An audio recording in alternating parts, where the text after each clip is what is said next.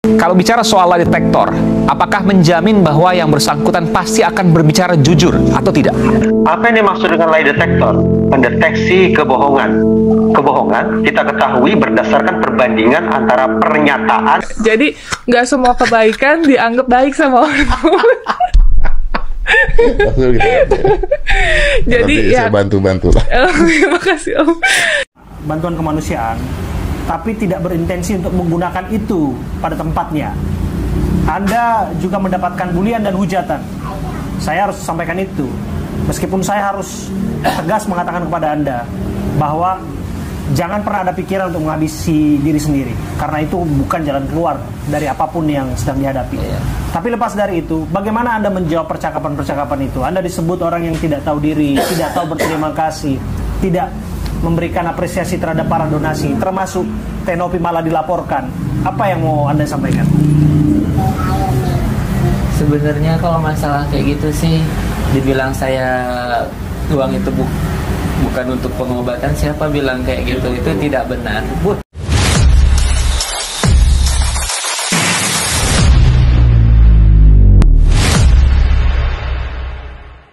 Jadi nggak semua kebaikan dianggap baik sama orang.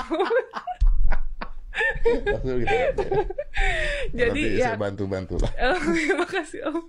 Baik memang, tapi janganlah jatuhkan harga diri Agus. Kalaupun memang Mbak pengen uangan itu misalnya ke yayasan, Gus bilang dari awal, nggak apa-apa. Dari awal bilang, Gus, uang ini biar Teteh Nopi bawa ke yayasan ya, biar Teteh kontrol. Saya tidak pakai uangnya. Saya di sini mengamankan amanah dari Pak. Nah ini ya, kelihatan nggak ya? Ini adalah bukti chat kita. Ya. Nah, ini bukti chat kita ke istrinya Mas Agus. Kita dengan rendah hati ya, dengan hormat, dengan sangat lah ya, menyayangi beliau, menanyakan terkait pengobatannya gitu. Itu bentuk kepedulian kita di luar dari pelaporan saya gitu. Jadi maksudnya saya sekali lagi ditekankan, saya mau dilaporin, saya ikutin, tapi tolonglah itu untuk pengobatannya diselesaikan dulu. Itu mah beda case-nya, kasihan Mas Agus. Itu jadi itu kata dokter kelopaknya harus segera dioperasi. Kenapa? Karena namanya kita mata ya guys, ini mata kita nggak boleh kalau nggak ada kelopaknya. Nanti kena sinar matahari, kena lampu handphone, terus apapun itu, debu, itu sangat berbahaya. Jadi emang manusia harus memiliki kelopak mata untuk menutupi bola matanya gitu. Jadi setelah kelopak mata nanti akan ada operasi pembentukan bola mata kembali. Kalau memang pencangkokannya sudah gagal dan sudah tidak bisa dioperasi gitu. Itu poinnya, makanya ya saya sih berharap, nah, kalau saya dapat laporan nanti saya klarifikasi datang. Pak, sekian itu lumayan banyak juga, sekian nih ya gitu. Tapi ya gitu. Terus ada donasi dari kita 35, terus Ibu Vina ngasih berapa? Ibu Vina Panduwinata. Oh, 10 juta ya? 10 juta. Sudah hari kelima dari saya ajukan permintaan kepada Novi untuk segera bertemu dengan Agus. Belum mendapat jawaban dari Novi. Bapak nggak tahu, Mbak Novi kan sekarang sedang sibuk untuk mengobati Bang Ical. Emang kenapa dengan Agus? Pengen ditengok Mbak Novi, kenapa? Kepanasan? Atau meledak? Gak mungkin deh kalau kepanasan, ya kan? Secara udah dikasih dolar untuk beli AC, untuk disimpan di kamar supaya Agus itu lebih nyaman. Makanya kalau dibantu itu minimal ya berterima kasih, jangan malah menggigit. Sekian, hatur nuhun ya. Guys, si Agus itu bawa aura negatif ya guys. Bener kata bekas teman kerjanya, dia sering memutus rezeki orang. Ya itu bukan karena orang lain, tapi karena mulutnya sendiri. Kan sama pemilik kafenya itu dikasih lihat loh, kenapa sampai terjadi penyiraman. Ternyata si Agus itu menegur si Aji dengan kata-kata kasar, dan itu pun di depan customer ya, di depan orang yang lagi makan ya. Ya sekarang siapa yang nggak kesel juga kali ya ditegur begitu dengan kata-kata kotor gitu. Ini versi yang punya ya, dan itu dibuka CCTV-nya.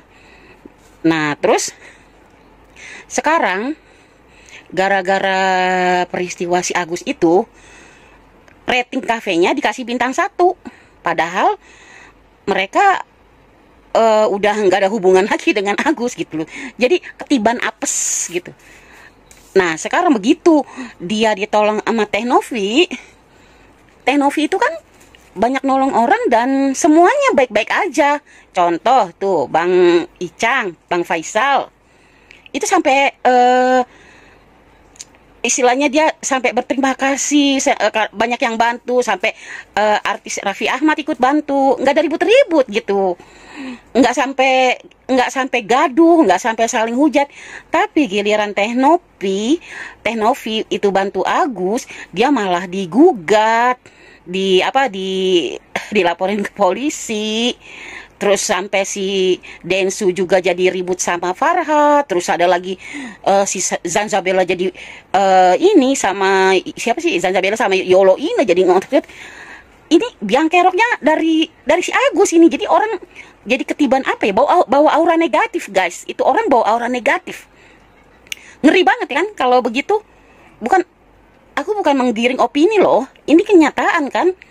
Jadi ngeri banget itu kalau ada orang-orang yang membawa aura negatif, gara-gara dia ada di situ, orang jadi berantem, orang jadi nggak nyaman gitu. Aduh. Kalau kalian, menurut pendapat kalian, setuju nggak dengan pendapatku gitu guys?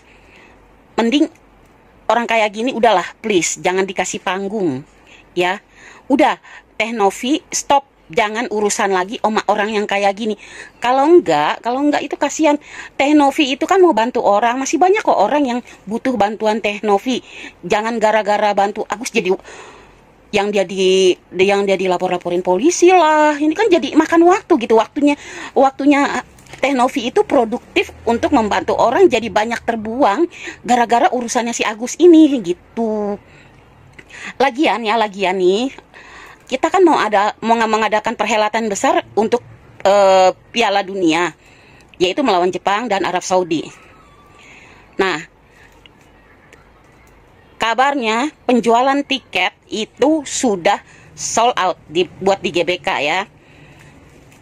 Dan mata dunia sedang tertuju ke Indonesia. Jadi please deh, untuk yang kasus Agus ini jangan di blow up lagi. Tutup. Malu sama tetangga, sama negara tetangga, malu. Mending yang diributin uang warisan ya, uang warisan itu masih bisa terjadi lah di negara manapun. Orang suka ribut uang warisan atau uang hasil kerja dirampok orang, itu masih wajar ya gitu. Nah, ini orang ngeributin uang donasi, uang sumbangan. Malu, apalagi kalau sampai kita diolok-olok sama negara tetangga itu yang suka ngolok-ngolok, kan kita juga malu ya.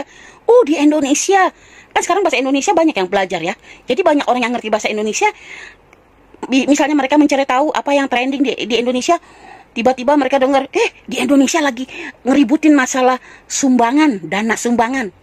Malu lah, kita malu. Kalau mereka sih yang sekeluarga itu karena udah ketutup duit, pengen duit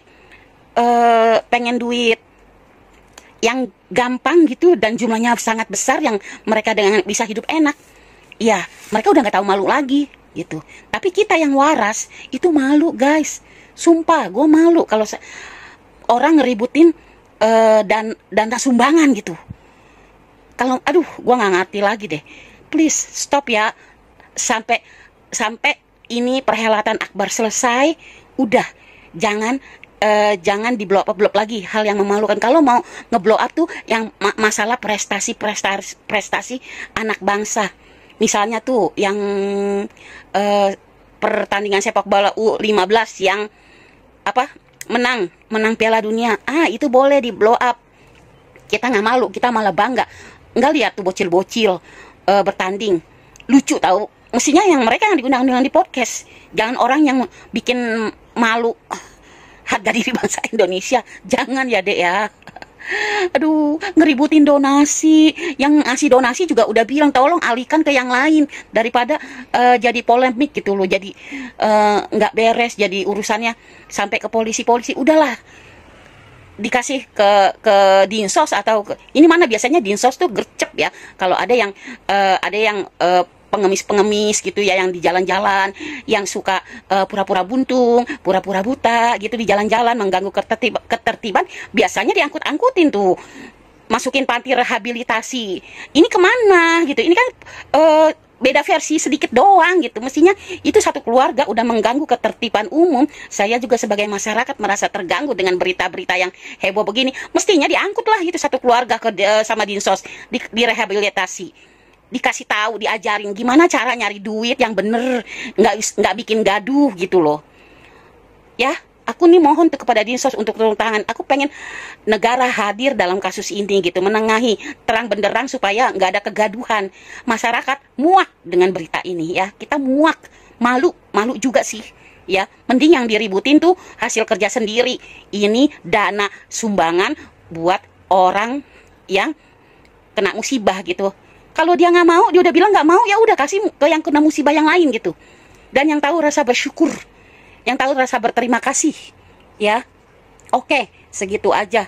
Tolong kepada Dinsos atau instansi terkait, misalnya kepolisian. Ini bukti-buktinya terang benderang kok. Ada unsur-unsur pidananya. Masyarakat biasa yang awam nggak tahu hukum juga udah bisa ngerti. Ini ada unsur-unsur pura-pura inilah, pura-pura itu.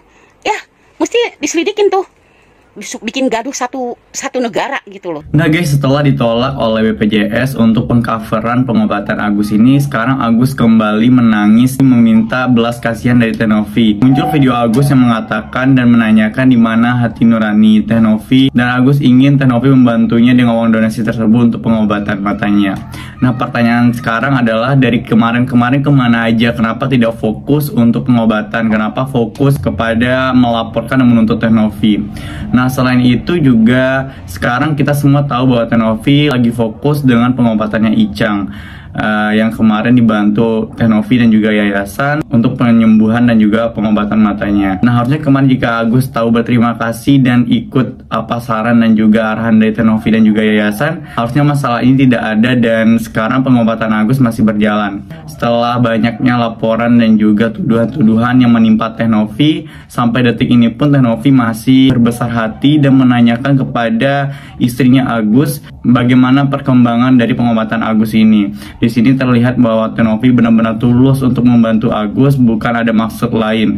Berbeda dengan kubu sebelah yang menggebu-gebu ingin membantu Agus, tapi kita tidak tahu apakah ada motif dan niat terselubung lainnya. Nah guys, bagaimana kalian menanggapi hal tersebut? Silahkan tinggal komentar dan pendapat kalian sebanyak-banyaknya di bawah ini. Kami dari YouTube Biasa TV mengucapkan terima kasih dan sampai jumpa.